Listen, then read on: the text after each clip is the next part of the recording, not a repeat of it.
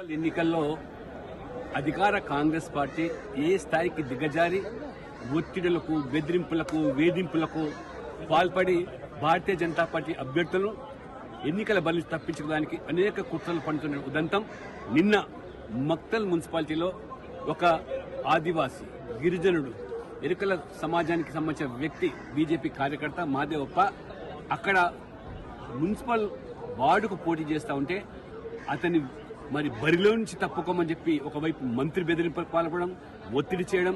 అది ముఖ్యమంత్రి సొంత జిల్లా. ఇది మహబూబ్నగర్ ఉమ్మడి జిల్లా.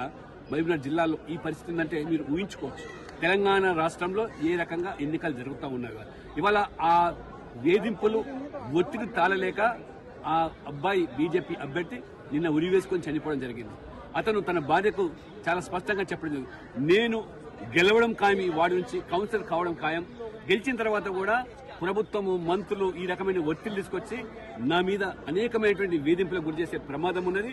కాబట్టి నేను గెలిచినా ఇవాళ ఉండలేను, బతకలేను. కాబట్టి నేను మరి చనిపోతున్నా అని చెప్పి ఆ రకంగా చెప్పి చనిపోయాడంటే ఇవాళ ప్రజాస్వామ్యం మీద నమ్మకం ఉన్నదని చెప్పుకునే కాంగ్రెస్ పార్టీ ఉదయం లేస్తే రాజ్యాంగాన్ని పట్టుకుని ఢిల్లీలో మరి ప్రకంపనలు చేసేటువంటి రాహుల్ గాంధీ ఇవాళ జవాబు చెప్పాలి.